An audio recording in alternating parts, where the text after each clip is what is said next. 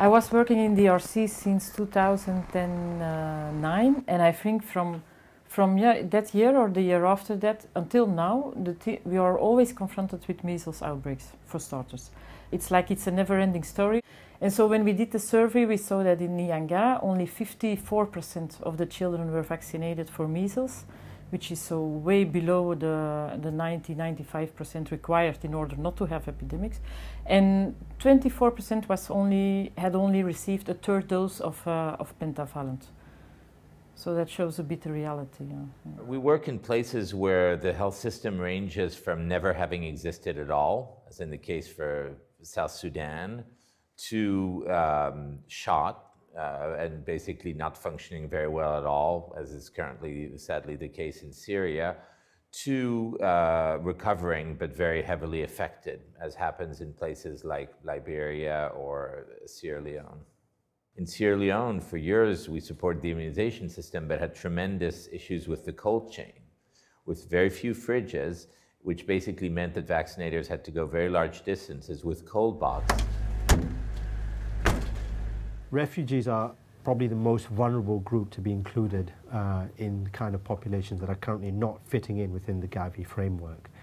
And I think it's a matter of urgency to meet the needs of refugee populations. They are the most vulnerable to acquiring preventable infectious diseases. But I think another population that we're seeing is the kind of rural poor or the neglected populations within middle-income countries, people with very little financial power, and I think they are also in real danger of being left behind. One of the points that we made is that average coverage rates for a country as big as Nigeria is not the best way to look at the problem.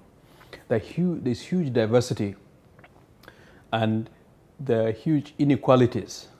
For instance, we showed that the wealthiest 20 of the population, the wealthiest wealth quintile of the population, has almost 8 to 9 times higher coverage than the poorest wealth quintile as of 2008. Well, overall, our vaccine coverage is quite good. So it's around 90%, 92% actually. Key challenges, however, would be that there is quite a bit of variability in coverage across the country, with the poorer districts, health districts, having lower coverage than the higher ones, which raises the issue of access to vaccines. So while you may be able to afford the vaccines as a country, the question is, can you get it to the most vulnerable? If we want to reach the last child there, the last fifth of the children that are today not vaccinated, we need a lot of more support in general, on all kind of levels. To reach these children, often the ones that are living very rural in very remote villages, but it can also be the children who live in the kind of slums, in the big towns, who today also fall into this group who has no access to vaccination.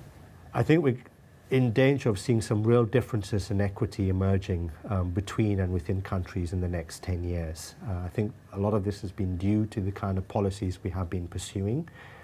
And I think the real challenge now for the global health community is how to deal and address with this, because ultimately vaccination is here to protect all children.